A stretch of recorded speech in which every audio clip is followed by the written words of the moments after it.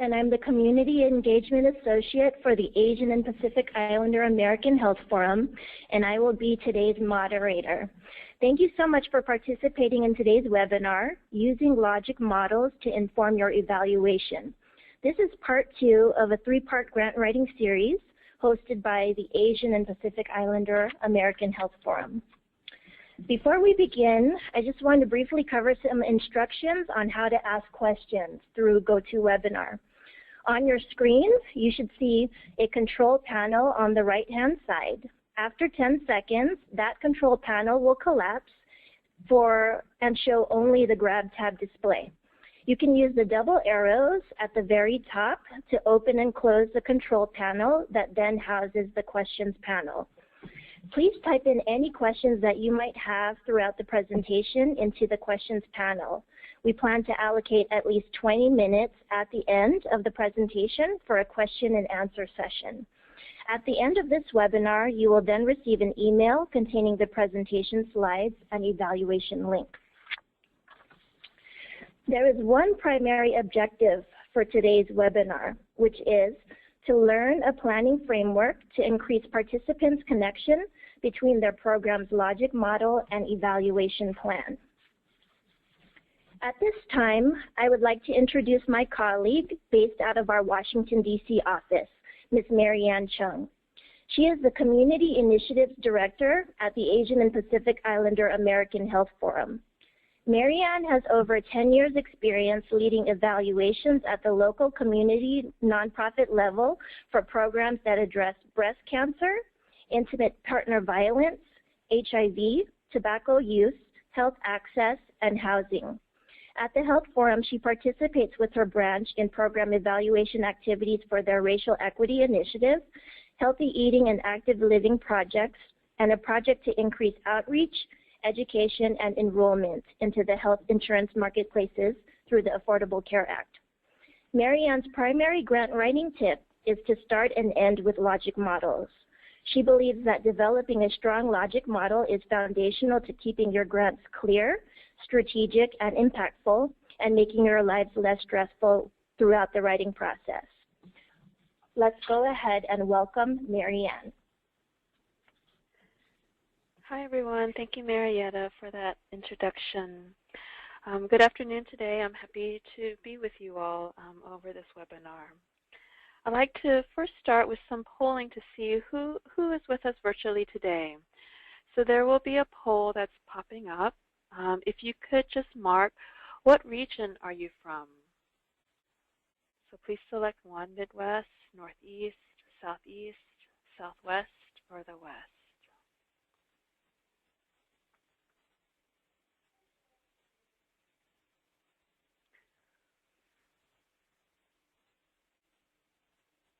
Great, and we'll give you a couple more seconds for you to poll, and then we'll show the results. So it looks like a majority, 50% of you all are from the Northeast. Then we have a quarter, about 25% from the Southeast. Then 15% from the West and 5% from the Midwest. So welcome, everyone. Next poll is, let's see, what sector do you work?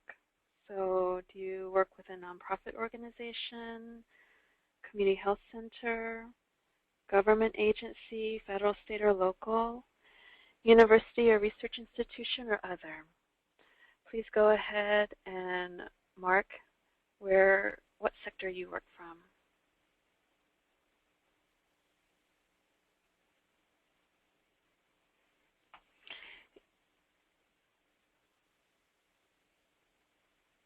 Great. So it looks like, almost 70% of those who are on the call today work at a nonprofit organization.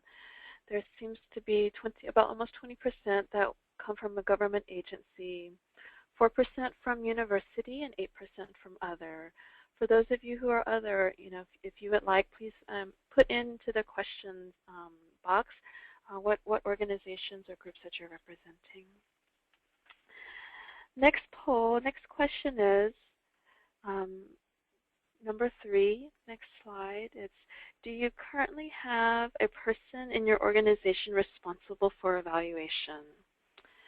So options are no, kind of, yes, yes, it's me.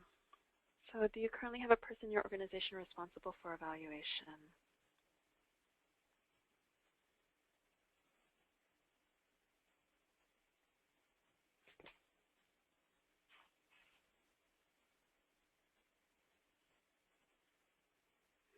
Okay, great. Any last votes? So it looks like a good number of us kind of have someone responsible for evaluation in our agencies, and then a third of us probably do not have a person who is responsible for evaluation. That's fairly common, not to have someone in place to do evaluation. That's why it's even more critical that all of us are on the phone learning about evaluations and how to use it, how to use our logic models to shape our evaluation. There seems to be 8% of us to say yes, it's me, 21% who say yes. For the group that said yes, it's me, I look forward to you also sharing some of your best practices with us throughout this webinar. Next slide. Next slide is also another polling question. It's, do you currently use logic models to inform your evaluation? So those options are, what is a logic model? No, sometimes, and yes, all the time.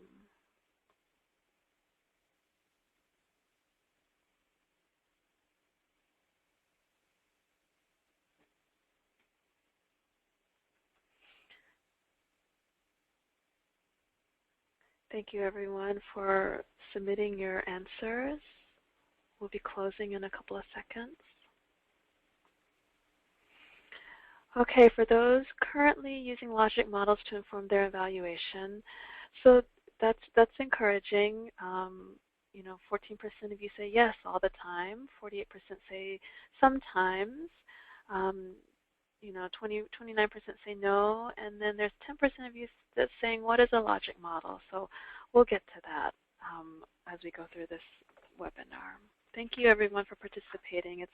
It's helpful for all of us to see who else is on the call with us. So let's talk a little bit about what is evaluation. Here's one definition from Michael Quinn Patton, one of the big evaluation experts of our time. He says, evaluation is the systematic collection of information about the activities, characteristics, and outcomes of programs that make judgments about the program, improve program effectiveness, and or improve decisions about future programming. So that's one definition of evaluation. I'd like to hear your definitions of evaluation. So next slide. What you can do is share with the group. Please write using the question feature on the bottom right of your screen. And if you all could just type in, you know, what is evaluation to you? While you're writing it in, I'll say a little bit more about Quinn Patton's definition. What I like about his definition is his emphasis on being systematic and making judgments.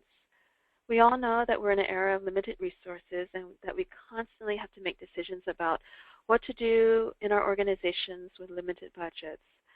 But we're not always very systematic about where we get the information that we use to make those decisions.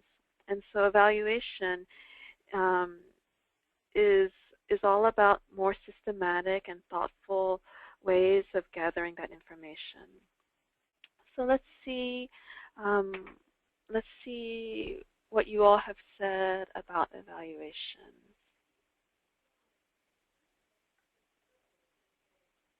So as you can read, I hope everyone can read what groups are saying. I see somewhat, if you all continue to type in, someone says systematic method of checking the program is working and the success of the program. That's right. Evaluation should be a way to measure the effectiveness of the program. Yes, I agree with that. So as we continue on, please, for the participants on the call today, measuring the completion and reach of the program or project. Yes, Tracy. So please continue to type in what is evaluation to you. It is always very interesting to see, how we are explaining evaluation. Next slide. So I really love this definition of evaluation because it's so simple. In my experience, people get really overwhelmed by evaluation or even intimidated by it. And it's true that evaluation has this whole language of its own and can be really confusing. But the fundamental bottom line is really the what. What is happening? What are the results we see? It's the so what. So what does it mean? And then now what? So now what are we going to do about it? So evaluation is really about the what, the so what, and the now what. I'd like us all to keep that in mind as we move into talking about actual evaluation. So rather than getting overwhelmed or bored by the task of developing and using an evaluation plan, we can keep coming back to this very simple reminder, the what, the so what, and the now what. And thank you everyone for continuing to write what they think evaluation is. So in addition, evaluation offers other benefits such as decision-making and program planning, helping staff to stay on track, improving programs and service delivery, fulfilling grants or contract requirements, determining the cost effectiveness, making budgetary decisions, and providing evidence for future funding. Although there are a lot of benefits to doing evaluation, it's also important to acknowledge that there are challenges in conducting evaluation. Among some of the challenges is the lack of skill or training among our staff on how to do evaluation. We live in a world of limited resources, and there are often even more limited resources to do evaluation because the dollars are focused on program activities or service delivery. Sometimes there is also a lack of support from other staff members, outreach or field workers, supervisors. In some cases, there is also a hesitation to do evaluation because of the fear of losing funding or being penalized. For example, why aren't we reaching our numbers? You must not be doing your job well. Most of the time, it's because they don't want to increase the burden on their clients or staff. For instance, another form for the client to fill out or another form that my staff have to administer. It is important to recognize these challenges ahead of time so that you can begin to address them early. So next slide is, so we talked about what is an evaluation, and let's just quickly go over what is a logic model. So funders like logic models, so do evaluators, and I hope that you do too, or you're growing to like logic models more and more as you continue to do your work. The basic notion is that certain resources are needed to operate the program. If you have access to those resources, then you can use them to accomplish your planned activities. If you accomplish your planned activities, then you will hopefully deliver the amount of products or services that you intended, whether that be the number of workshops, the number of people recruited, the number of people who receive services. If you accomplish your planned activities to the extent you intended, then your participants will benefit in certain ways. If these benefits to participants are achieved, then certain changes in organizations, communities, and systems might be expected to occur. Now, that's a really tall order to make that statement that says that our work changes communities and it changes systems. But by your work, you know and we know that what you're doing is really about changing organizations and communities and systems for the better. And what we're trying to do is really just to help you communicate those changes in a way that funders, community, stakeholders, and the participants you serve can understand even better. Next slide. I find that logic models play a central role in developing good program descriptions, good evaluations, and presentations of our program outcomes. That's why I put logic models at the center for evaluation planning. There are needs that we need to respond to, things that we want to solve or ameliorate in people's lives. If we can get the money and we can get the resources, then we can come up with a program description. It's usually people coming together on a table saying, we could do this, or it would be really helpful if, or what about this? Logic models help people to document what we want to achieve, what we want to do, which is our programs and services. It fills in the how activities lead to those goals, and it can reveal what we do not need because it's not leading to that goal. And hopefully it helps in planning for our program evaluation. Logic models can even be used in presentations itself, and it makes it easier for staff to keep, to modify, or toss programs, or to replicate best practices in programs. So next slide. A logic model, it's a diagram. It's just a diagram of how the resources of our program lead to the desired impacts in the target population. So the top bullet, this would be the funder's perspective of how the dollars link to the desired impact so that they can share with their investors and their constituents. The second image is really for a program planner because it shows more. It really focuses on the relationship. It's about how those relationships between the investments, to the resources, to the activities impact the program's success. What program planners are interested in is what's in between the first and the second and the third and the fourth column. It provides a common approach for integrating planning, implementation, evaluation, and reporting so everyone can point to one document or one plan or one roadmap as a launching pad for activities and discussions. So next slide talks about what a logic model is not. So what a logic model is not is reality.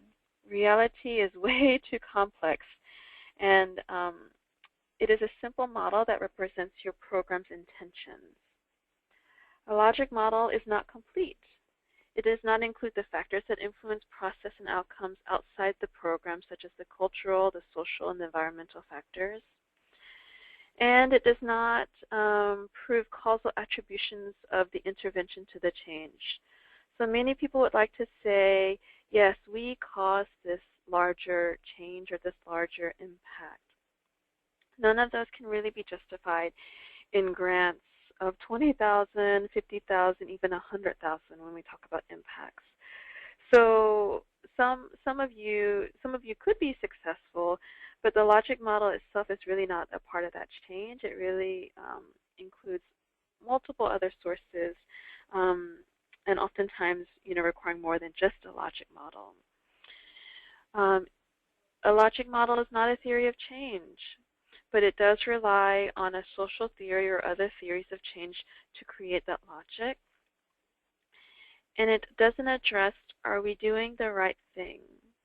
So people have to use the findings and the knowledge of their programs to know if it is the right thing for the community, if it is really the right intervention.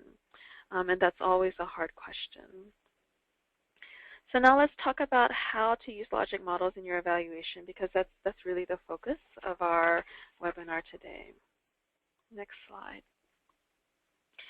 So how to use logic models for evaluation. Thinking through program evaluation in the terms of a logic model components can provide a framework for your evaluation plan. Having a framework increases your evaluation effectiveness by focusing on the questions that have real value to your stakeholders and can connect to the program. Remember in the beginning, I said keep it simple and keep it clean. So it really helps that your logic model is the foundation for your evaluation plan, not only for in your evaluation portion of your grant, but also in your implementation. It is helpful to prioritize where investments and evaluations will contribute most useful information to the stakeholders, and it provides a description of your approach to evaluation. This chart shows evaluation questions from each part of the logic models that you could ask, as well as indicators of how you might know that those have happened. Using this format and using it in a group will get people to write what they think logically and systematically based on each part of your logic model. So the yellow is the inputs, the green are the activities, the first red column is the short-term outcomes, the second red column is the intermediate outcomes, and the third red column is the impact. This example is for a parent education program. So if we follow along in the if-then statements that I had shared earlier in the what is a logic model, if we have the resources, staff, money, partners, and research, then we will develop a parent education program, deliver a series of interactive sessions, and facilitate support groups. If those activities happen, then they can deliver on the amount and the service intended for the parents. If we accomplish the planned activities at the intended extent, then participants will increase knowledge, understanding, skills, and confidence.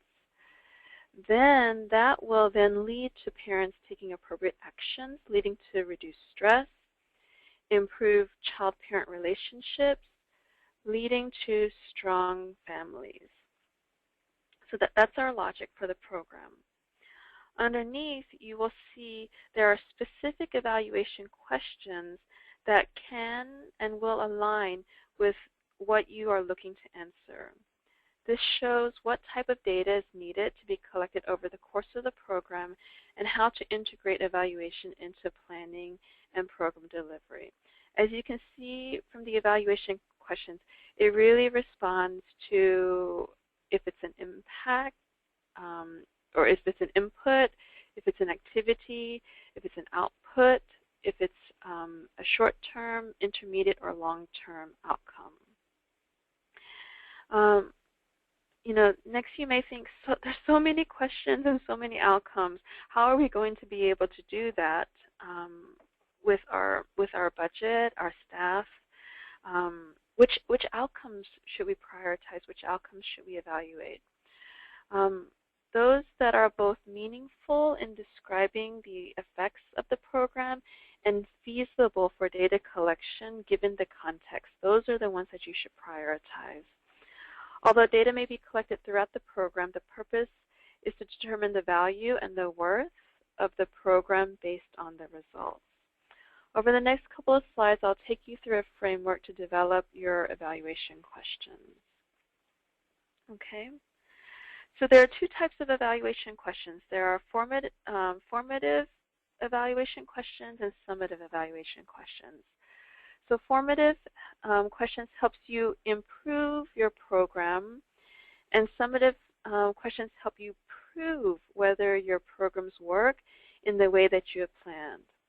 So both types of questions will generate information that determines the extent to which your program has had success, the success that you expect, and provide the groundwork for sharing with others the successes and the lessons learned about your program. So formative questions give you information that helps you improve your program, whereas summative questions gives you information that can be used to demonstrate the results of your program to funders and community. Formative questions focus on program activities, outputs, and short-term outcomes, and summative questions focus most on programs' intermediate outcomes and impact. Formative questions bring suggestions for improvements And summative questions are helpful in describing the quality and the effectiveness of the program. I hope you can start to see how formative questions link to the front-end parts of the logic model and how summative questions link to the back-end parts of the logic model. So the next slide is entitled Framing Your Evaluation Questions. As you can see from this sample logic model, formative evaluation supports the impact, the activities, the outputs, and even some of the short-term outcomes. The summative evaluation questions support the intermediate outcomes and the impact. Sorry, that should be impact instead of activities. So a clear logic model illustrates the purpose and the content of your program and makes it easier to develop meaningful evaluation questions from a variety of program vantage points, whether that is context, implementation, or results. And when I say results, I mean the outputs, the outcomes, and the impact. So let's start with context. So context is about relationships and capacity. So context is how the program functions within the economic, social, and political environment of its community and addresses questions that explore issues of program relationship and capacity.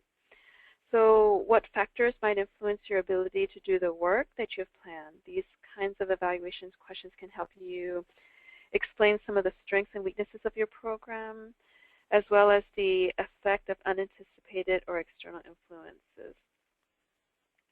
If we go back to the parent education example, sample context questions can be, can we secure a donated facility? How many volunteers can we recruit? How will potential participants find out about the parent program?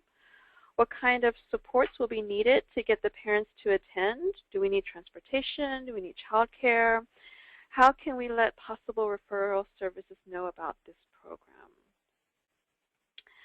The next vantage point that we can look at is implementation. So that's really questions about quality and quantity. Implementation assesses the extent to which activities were executed as planned, since the program's ability to deliver its desired results depends on whether the activity results in quality and quantity of the output specified. They tell the story of your program in the terms of what happened and why. So some sample implementation questions are, how many parents attended each night, each month, or each year? What organizations most frequently referred parents to the program? How did parents find out about the program? Or what was the value of the program? As you can see, those questions are very different from the context-related questions. The third vantage point that I shared earlier is about outcomes. So this is about measuring the effectiveness, the magnitude, or the satisfaction of our project. So outcomes determine the extent to which progress is being made towards the desired changes in individual organizations, communities, or systems. Outcome questions seek to document the changes that occur as a result of your program. So usually these questions will generate answers about the effectiveness of the activity, the effectiveness of the activities in producing changes in magnitude or satisfaction related to the issues central to your program. So some sample outcome questions are, what was the cost per parent in the program? How satisfied were the parents with the services they received? How satisfied were the volunteers in their service to the program? The use of logic models as a map for evaluation does not necessarily imply that every step of every part of the logic model be studied and to the highest rigor. Choices have to be made in designing an evaluation about which lines of inquiry to pursue. The logic model provides a picture of the whole landscape so that the person, the staff, can make choices with a full awareness of what they're ignoring as well as what they are choosing to study. Remember in the definition I shared earlier about evaluation. Evaluation is about being systematic and making judgments. And so this way of looking at evaluation questions as a way to help you to be more systematic and make better judgments about the evaluation questions and the indicators that you choose. Okay, next slide. So though rare, you may be able to find that just by examining certain components of your program or project, you will have sufficient information enough for your evaluation. But most often than not, you will need to systematically develop a series of evaluation questions so that you are able to then best document the successes of your program. So this flow chart for evaluation question development is a helpful tool to support that process. So the remaining slides, I'll walk you through this flow chart. Next slide. So let's start with number one. So for each area of which your program focuses, in column one, you should list the most important aspects of your logic models and then focus your evaluation on them. The primary question is, what vantage point do you want to focus your evaluation? So will it be a focus on context? So that's evaluating the relationships and the capacity. Will your focus area for the evaluation be on the implementation? Focus on assessing quality and quantity. Will it focus on outcomes? Are you focused on measuring effectiveness, the magnitude, and the satisfaction? The benefits of asking and answering evaluation questions depends on how clear about the purpose of your evaluation, who needs to know what and when, and the resources you have available to support the evaluation process. So our recommendation is, number one, is to figure out what is that focus area. Is it about context? Is it about implementation? Or is it about outcomes that you want to evaluate? Next slide. So number two is audience. So what information will your program audience want based on the focus area that you want to focus on? So your program audience will be interested in a variety of different kinds of information. Donors may want to know if their money did what it promised it would. The parents may want to know how many parents have been a part of the program, who have been involved in the past, and what were the outcomes. Volunteer trainers donating their time and talents could be interested in the financial value of their contributions. If you ask your audience what they want to know, you'll be sure to build in ways to gather that evaluation data that's required.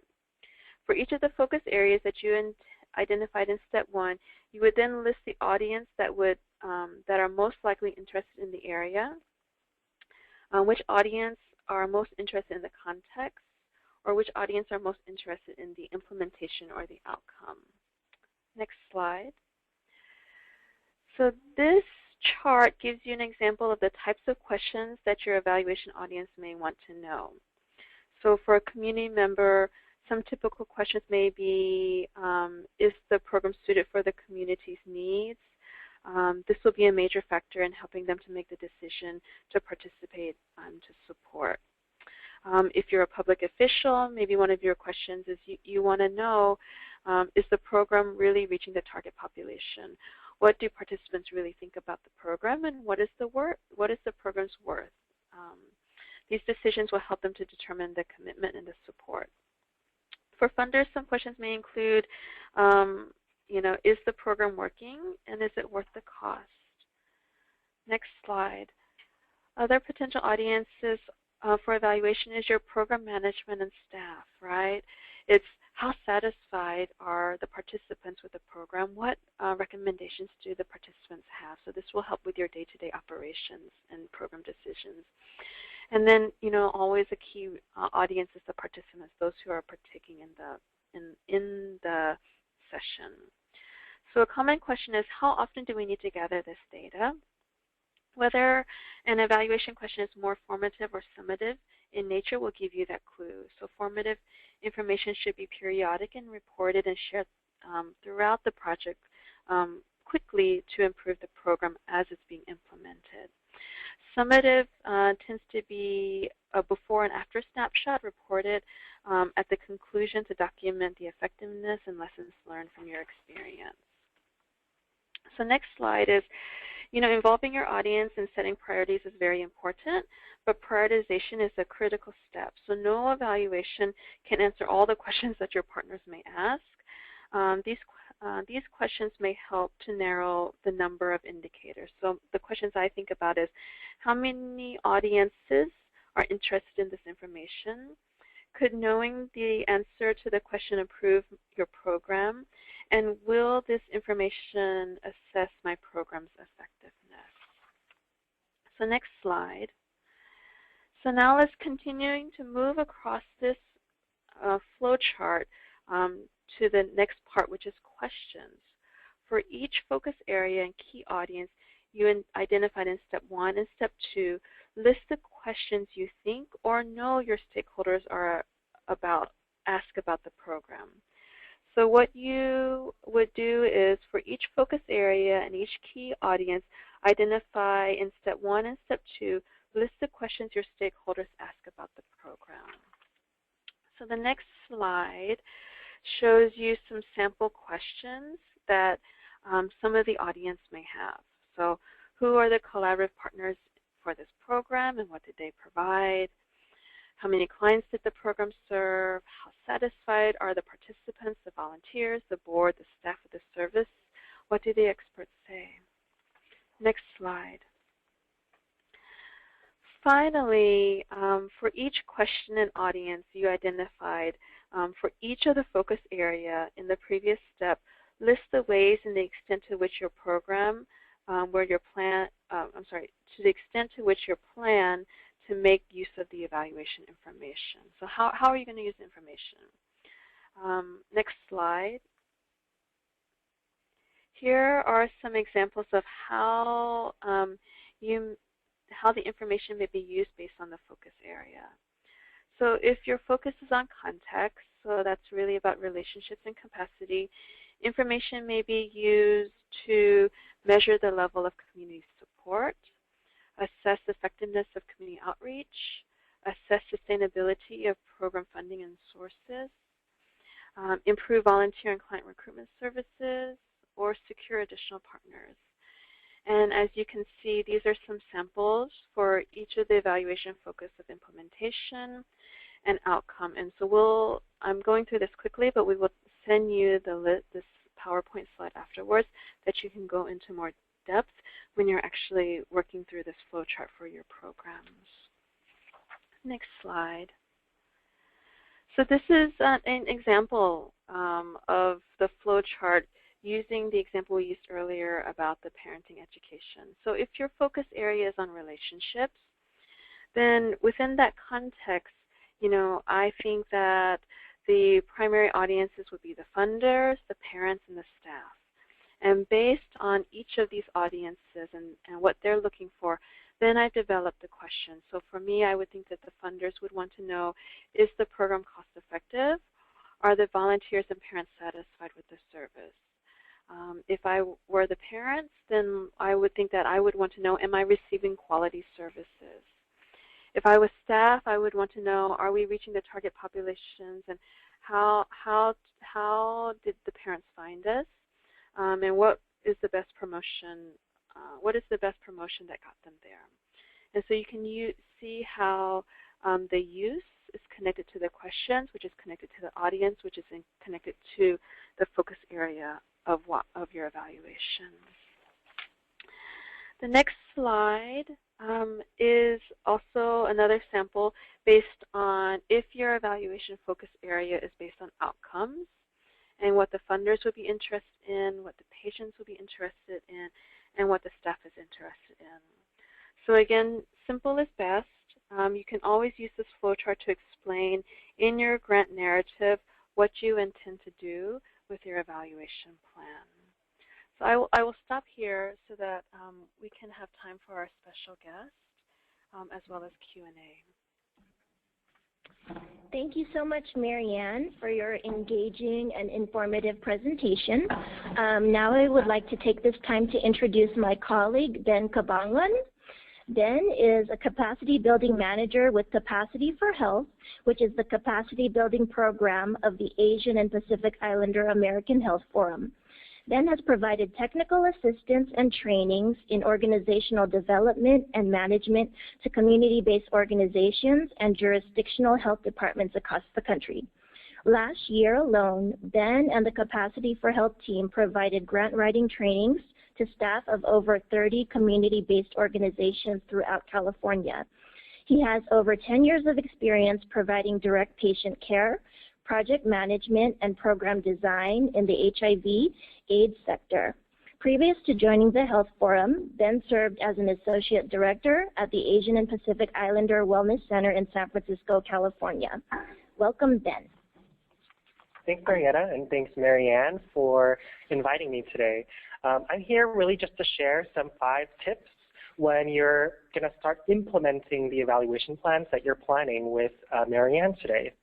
So my first tip is to consider the needs of your target audience even before you begin developing your evaluation plan.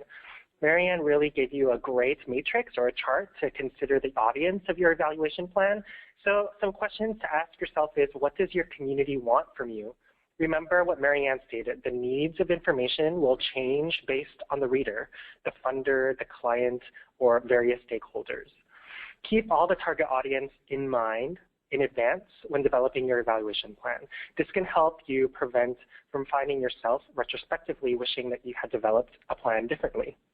You should also consider the needs of your clients.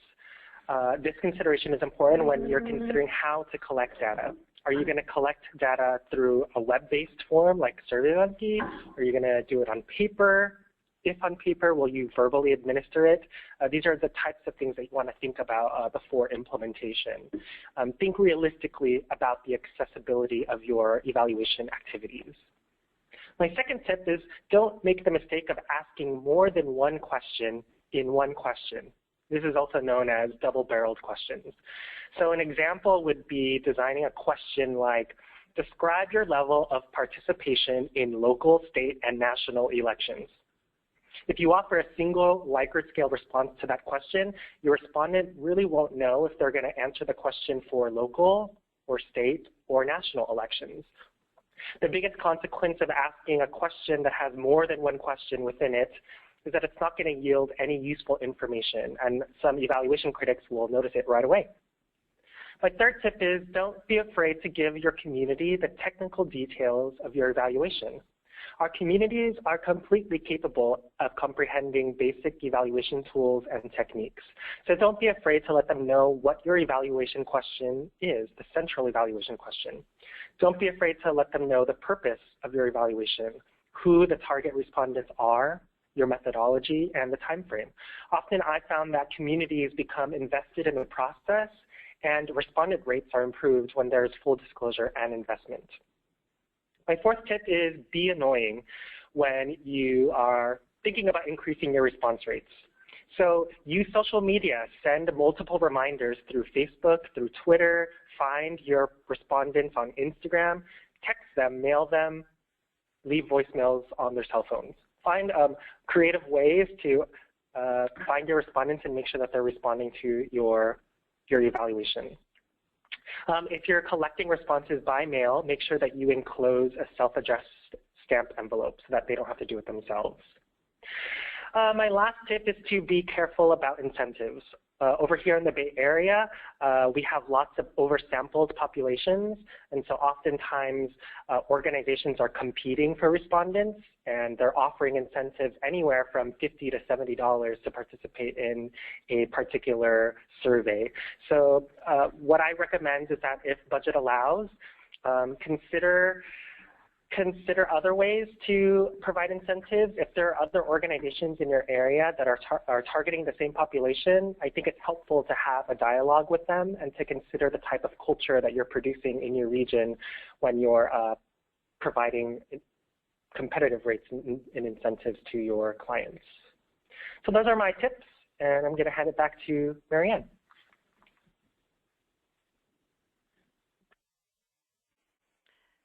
and I'm actually going to hand it over to Marietta.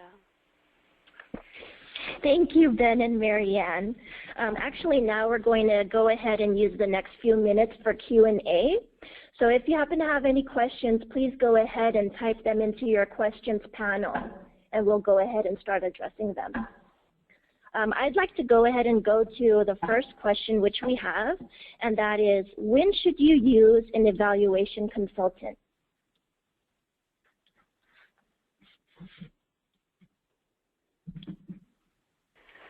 So I will start, Ben, and please add.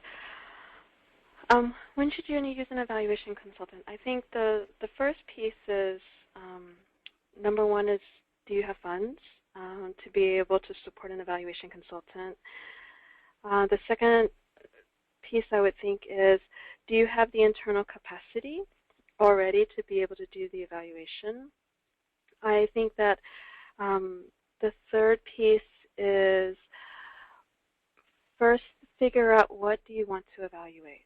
I think that is very critical, and actually going through this process of thinking about your logic model and thinking about at what point, what type of support you need from an evaluation consultant. I think that would be helpful in determining at what point you need one. Yeah, I definitely agree, Marianne. I was going to say the same thing. If you have the capacity in terms of staffing and budget, think critically about what you want. Do you want the consultant to design an evaluation plan for you and your staff will implement, or are you looking for somebody who will do both, design and implement? There are benefits to using a consultant to actually implement your evaluation. Sometimes having a third party contact your clients and provide your evaluation services helps them disclose things that they probably wouldn't disclose to you directly.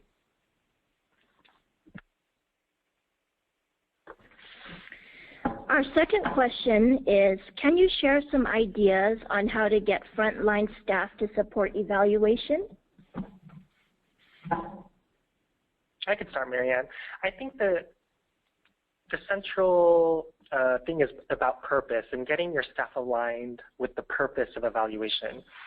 If you could invest the time in making sure that everybody in your team really knows why you're doing evaluation, what you're hoping to achieve with evaluation, getting the culture of the organization to buy in to evaluation, I think that's when staff will probably be aligned to wanting to invest their time to being involved in the design and implementation of any evaluation process.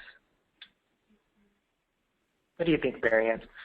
Yeah, I agree with you, Ben. I also would add to really think about what supports have you given the frontline staff to be able to do that evaluation.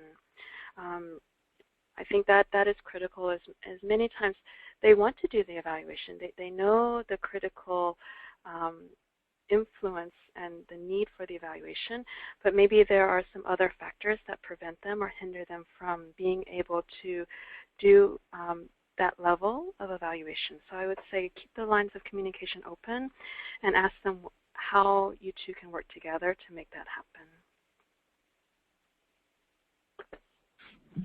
Moving on to the next question. What happens when the evaluation reveals something negative about our program? I could start. I think that's one of the beautiful things about evaluation is the continuous feedback that you can get if you're implementing it in real time. And what you do with that information really displays the power of evaluation, I think. So if you are seeing that your real-time data that you're collecting displays that there's some negative feedback or there's some construction feedback, that's the time when you can huddle with your team and make those changes to your program, whether that's if it has to do with the ways in which services are being delivered or if there's any gripes about the times at which services are delivered. I think the options are endless of how you can interpret any feedback that you get in a evaluation.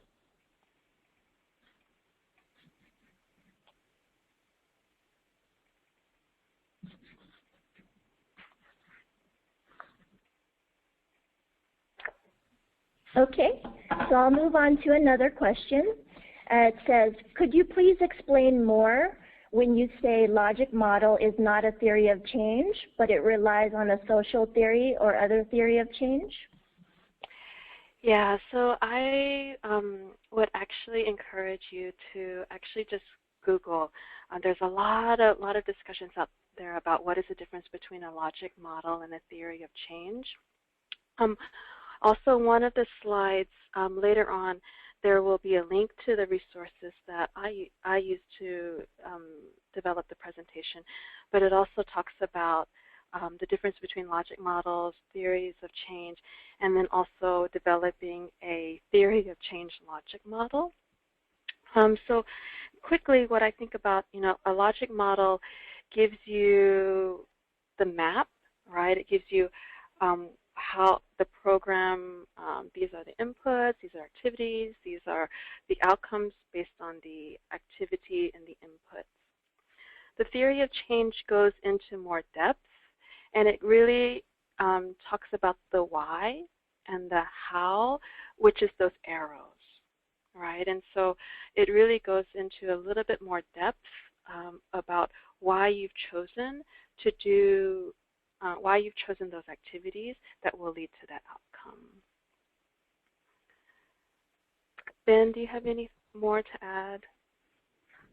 I don't. I think you described it how I've seen it as well. Thank you. Our next question is, what are some useful sites to learn more about program evaluation? I think a lot of foundations have some great resources. I think, I'm wondering, Marianne, if you've prepared a materials list, but some of the sites that I visit to just brush up on some of my monitoring and evaluation skills are with the schools of public health across universities across the country. So the University of Wisconsin, the University of Kansas have really great resources on monitoring and evaluation. And then some of the foundations that I really look to is the Kellogg Foundation has some great resources in monitoring and evaluation. Marianne, where do you look to in terms of resources for strengthening your skills continually? So those are all places that I look to as well, Ben. I also, the health forums, Asian Pacific Island American Health Forum, we have a Capacity for Health resource library, and so I encourage you to look there. There's a lot of resources that we've pulled together on evaluations, logic models, program development, and other organizational capacity building resources. Also, CDC, I think the Centers for Disease Control and Prevention is a great place to look at how they have been able to describe and create evaluation plans as it relates to health. Another place that I look towards is the American Evaluation Association. They have a listserv as well that actually shares a lot of great information and webinars as well. One thing I'd also like to add, Marianne, is to be cautious about the monitoring and evaluation tools that you choose to use, especially when sometimes your funder might actually dictate tools to use. So especially if you have a federal funder or if you have a local funder and they have monitoring and evaluation activities that they've already pre-designed for their grantees, I think it's important to also check in with your project officer to make sure that anything that you'd like to do additionally aligns well with the purpose and the goals of your funder. Yeah, that reminds me, Ben, that as you are writing your grant and you're developing that evaluation plan section and even your logic model, many times in the funding opportunity announcements, they will already give you what they want you to monitor and evaluate. And so that really, I cannot encourage enough, follow that and just put that in to your grant saying you will do this, and then you can actually work backwards with your program.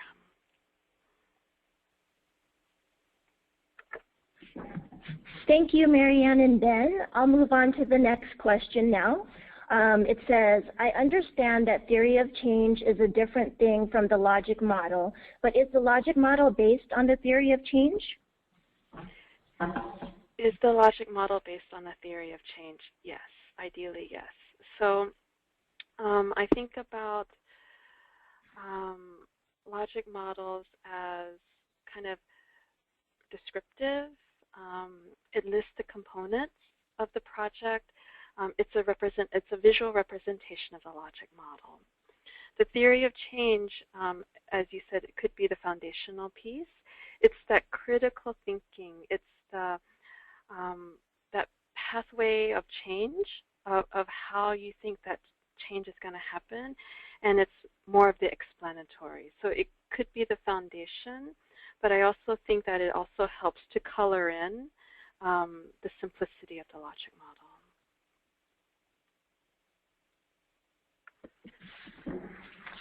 Yeah, I know we can only focus on a little bit just for this webinar, but I think one other thing that's helpful to know is that I think logic models have a much longer history with funders.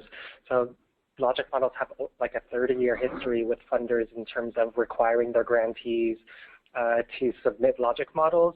Theories of change were popularized in the 90s, and so they're relatively new. Some funders are now requiring them, and sometimes they interchangeably say, we want a logic model from you versus we want a theory of change from you. So I think Marianne's right in terms of some of the differences. But yeah, I think it's good just to read up on the differences between. There's some great resources that you can find on the web that help you establish the unique qualities and complexities between logic models and theories of change. And then always as a default to look to the request for proposal language and look at the history of the funder and what they require and what they encourage. That'll make you a stronger grantee when submitting either a logic model or a theory of change. And so at the Health Forum, we've actually been thinking about that you know, this topic could take a full hour, and so we've been actually thinking about having a webinar specifically on theory of change and logic models. So if that is something that is of interest to you, please also put that in your evaluation for us. Thank you all so much for the questions you have submitted today. I'm taking one last question, which is asking whether we will be sending the slides over. And yes, we will. We'll send you an email with the slides and the link to our evaluation. If you have not done so already, I'd like to please remind you to go ahead and register for our next webinar, Getting Your Proposal Right, Understanding Budget Basics, which will happen on June 3rd. The following slide is just a list of resources that were used to develop this presentation. And lastly, we'd just like to thank everyone for joining us today. We hope that you really gained some valuable information regarding the use of logic models to inform your evaluation. If you happen to have any questions that we ran out of time in addressing today, please go ahead and feel free to email Mary Ann, and she'll get to you as soon as she can. Also, please visit the Health Forum website